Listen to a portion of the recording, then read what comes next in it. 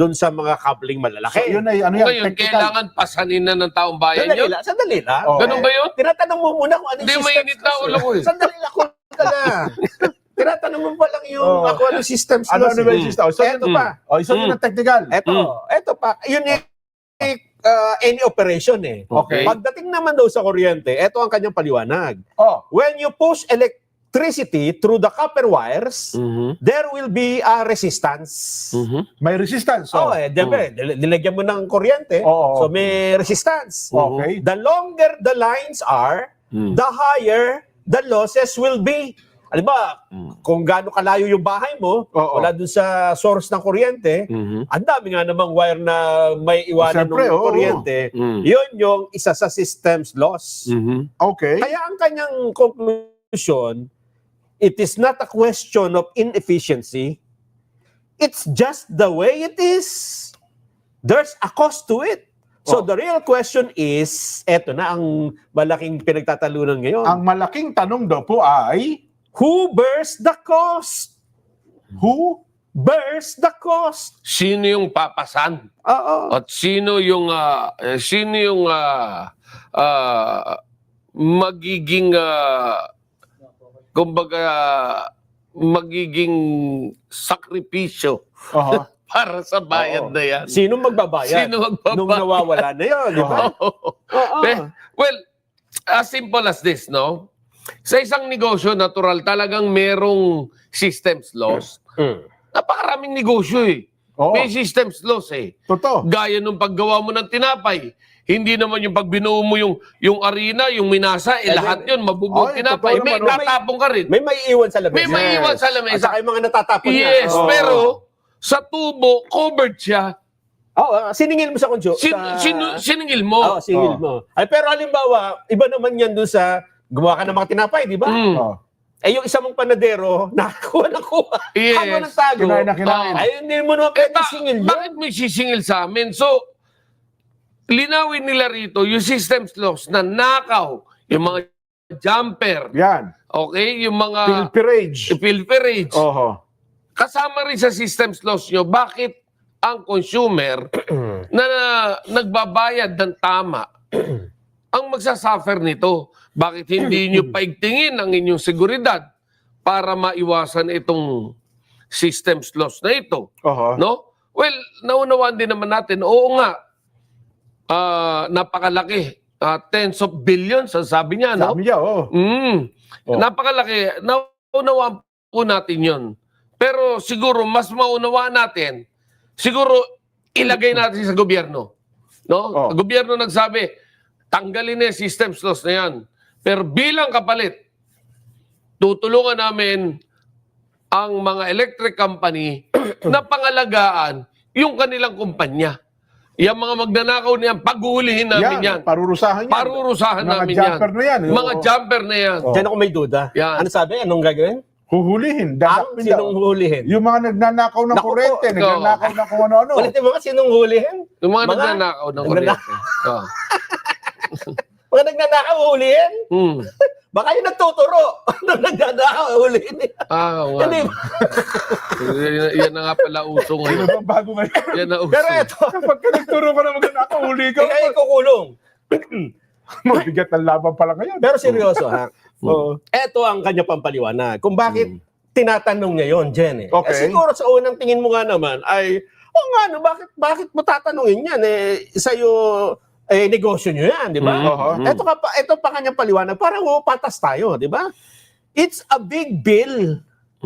Jen, ano ibig sabihin? It's a big bill.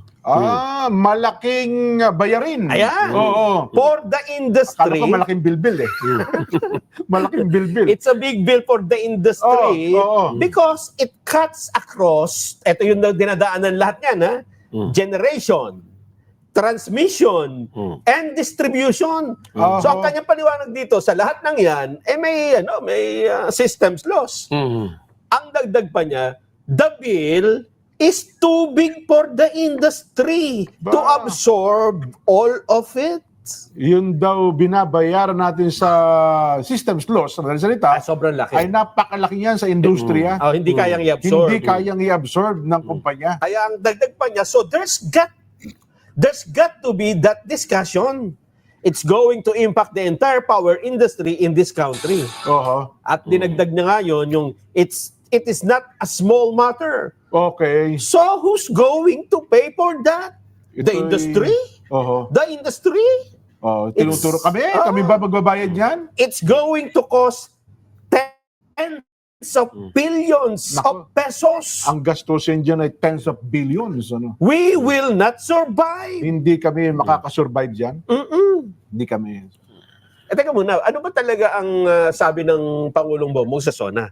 Baka naman kasi sinabi ng Pangulo doon na tanggalin niyo yung systems laws, gobyerno na muna ang sasalo niyan para hindi masira yung... Mukhang walang sinabing gobyerno ang sasalo. Sabi niya kasi, we demand. Ano nga ba yun? I-play nga natin. Direk. Yung sinabi ng Pangulo tungkol doon sa systems laws para wag tayong maligaw. Sige. Ano ha? At iparadig din natin kay Ginoong Manny Pangilinan. Yeah. Pangulong Bongbong. At kung pagbawas ng presyo ang usapan, sa aking palagay, panahon na para tanggalin na natin ang systems laws na pinapasa sa consumer.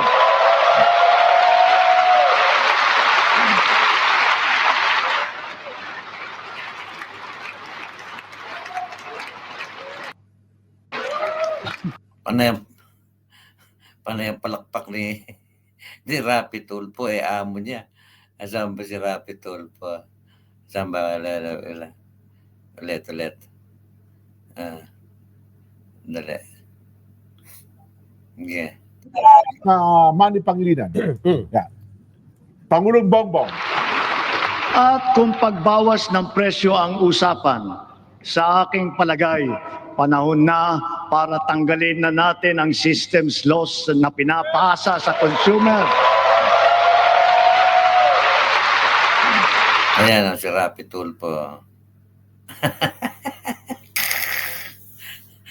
Panay ang palakpak kay amo niya to eh. Itong magkapatid na to, amo nila yan eh. Paano niya itatanggalin yan? Hindi nga niya tinalaka yan eh.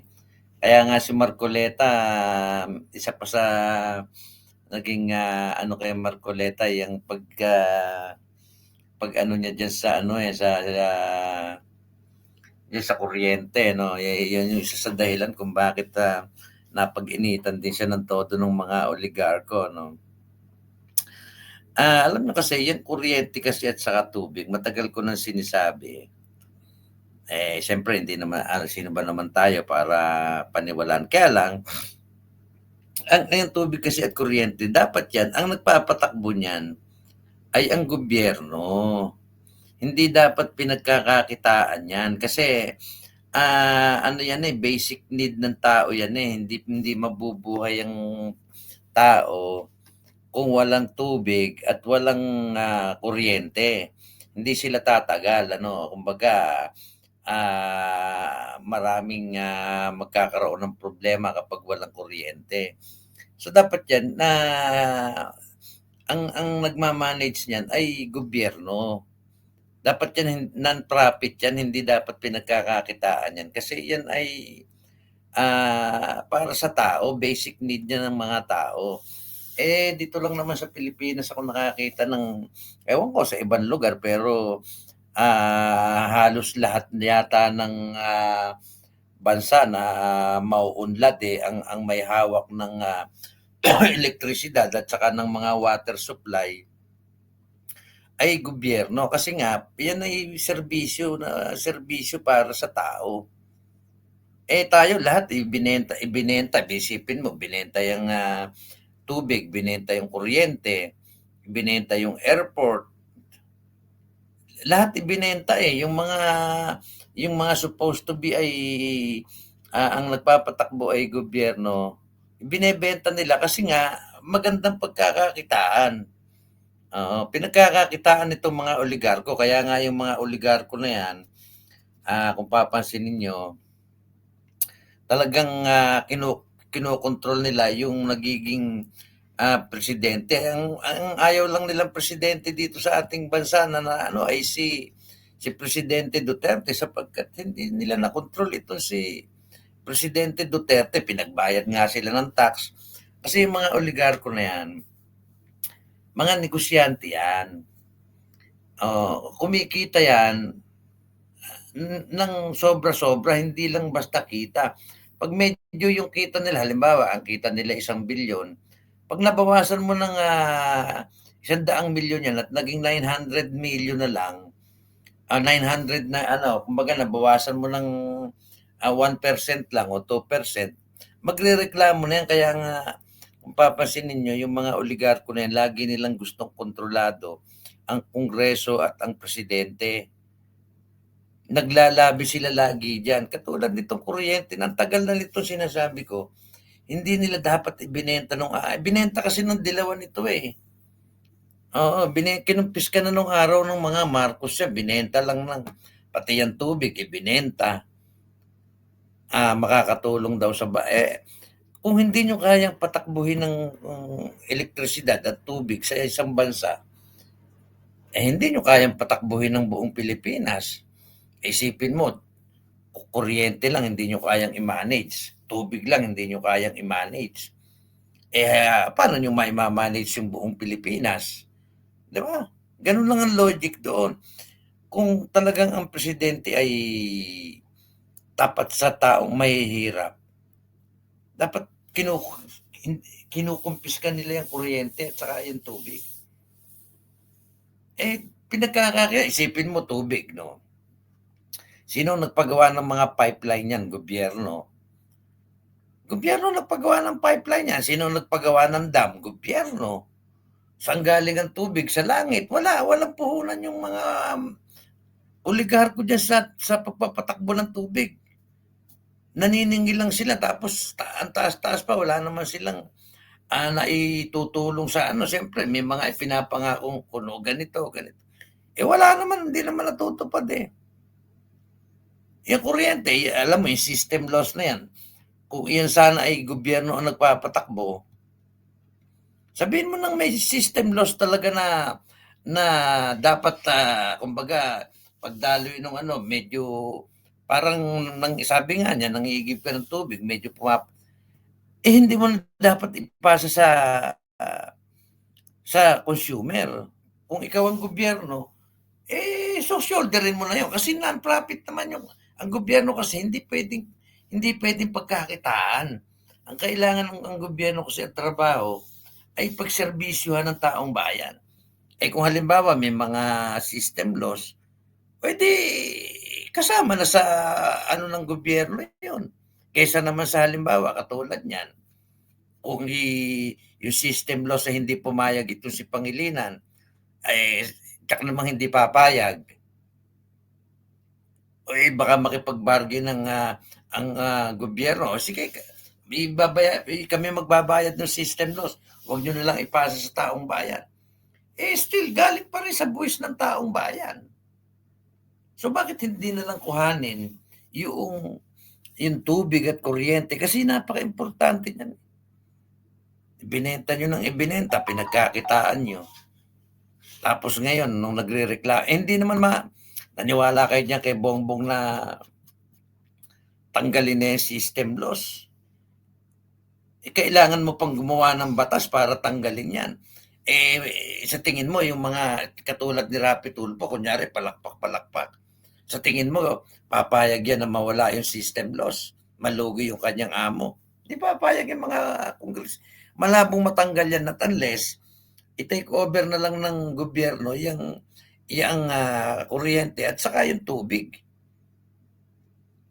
Kuhanin na lang nila dyan sa kasi wala. Dyan na lang napupunta yung kinikita ng mga tao eh. Saka dapat huwag niyong pinapatungan ng kung ano-ano yung kuryente. Naniningil na kayo ng tax sa taong bayan, papatungan niyo pa ng kung ano-ano. Pati yung mga PWP, dyan yung pinapatong. Dapat kung ano lang yung ginamit mo, yun lang yung babayaran mo. Dapat nga maliit, hindi nyo na nga itinatax yan o maliit lang ang tax eh. Diba? So, walang mangyayari dyan. Ala na lang masabi si Bongbong Marcos. Hindi niya kayang tanggalin yan. Hindi na papayag yung mga mambabatas kailangan gumawa ka ng batas eh. Kita mo nga, kaya nga kinokontrol nila yung Senado dahil sa iyan yung pangako ni Senator Marcoleta. Paano makagawa ng batas si Senator Marcoleta? Katulad niya, pinakulong nyo. Kinuha niyo yung majority para lahat ng gusto nyo masunod. Isipin mo, yung kuryente lahat, masahol pa sa ayuda yan. Kayo kung mag-ayuda kayo, bibigyan nyo ng 5,000, bibigyan nyo yung isang probinsya, magbibigay kayo na kunyari sa isang bayan lang nabigyan nyo, pero itong kuryente, lahat. Kasi halos lahat ng Pilipino may kontador. Halos lahat nabibigyan mo, baka 90%. Kung mabawasan mo man lang yan ng kahit 5,000 o 3,000 isang buwan na kuryente, edi buwan-buwan meron kang parang inaayuda doon sa mga mahihirap, parang meron kang ibinibigay na hindi na dadaan sa mga politiko. Hindi naman mangyayari yan dahil hindi naman papayag yung mga yan. Katulad nito si Tulfo, palakpak ng palakpak. Nung una, sabi niya, nung hindi pa siya kumakandidato, reklamo siya ng reklamo. Nung kinuha pa niya yung committee dyan, si Rapi Tulfo. Siya pa yata may hawak ng committee nung energy. Wala naman siyang ginagawa. Ilang taon na siya nakaupo? 2022 ba? 2019. Hanggang ngayon wala siyang ginagawa tungkol sa kuryente. Matatapos na termino niya, wala. Kaya kayo mga tulponatic, mag-isip-isip kayo. Diba? Walang kwenta.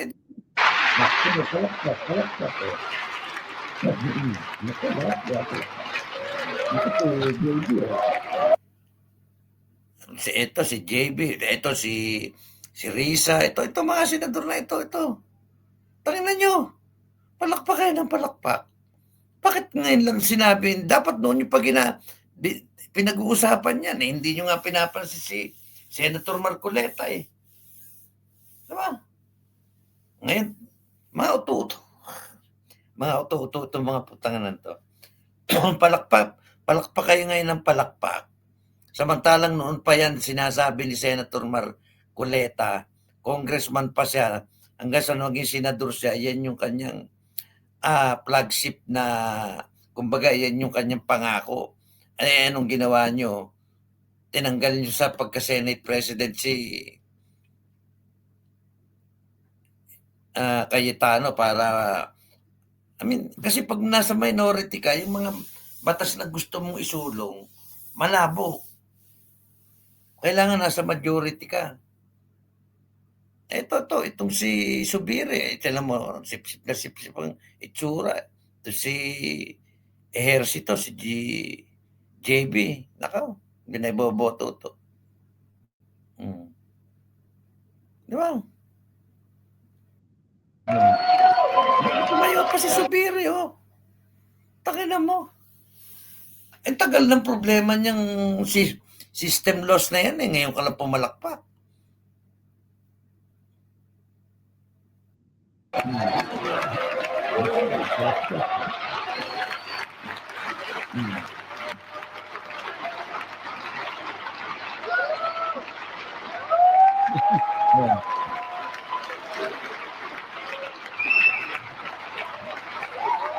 Tanginan to, makita nyo kung matanggal yung system loss na yan. Hindi nila kayang tanggalin yung system loss na yan. Hindi, takot sila sa mga oligarko yung mga kongresista na yan. Mga pinanser nila yan. Pinanser nila yung mga yan. Lalo na si Pangilinan. Pinanser ng mga politiko yan. Tangina, papayag ba babayad ng bilyon-bilyon yan para lang hindi maglalabi yan, para lang hindi matanggal yung system loss na yan. Isipin mo, 10 bilyon ang malulugi sa kanila. Gumastos lang ng 5 bilyon yan, de kita pa sila. Malabo yan. Not unless magbago ng presidente. Kaya nga sabi ko, hanggang andyan si Bongbong Marcos, talagang disaster. Kasi sinungalingan lang yung tagal-tagal ng problema niyan eh. Isipin mo ngayon ng kuryente, parang, ano ko po, Diyos ko, problema na ng taong bayan. Alam mo yung problema sa kuryente na yan. Baka yan pa yung pagmula ng disobedience ng mga taong bayan pag hindi na sila makabayad. Kasi talagang sobrang laki. Abay, sweldo na ng isang factory worker. Kung minsan, ako, 13,000 ang bill ng kuryente ko. Isipin mo yun. Kung factory worker ako, makakabayad ba ako? Grabe.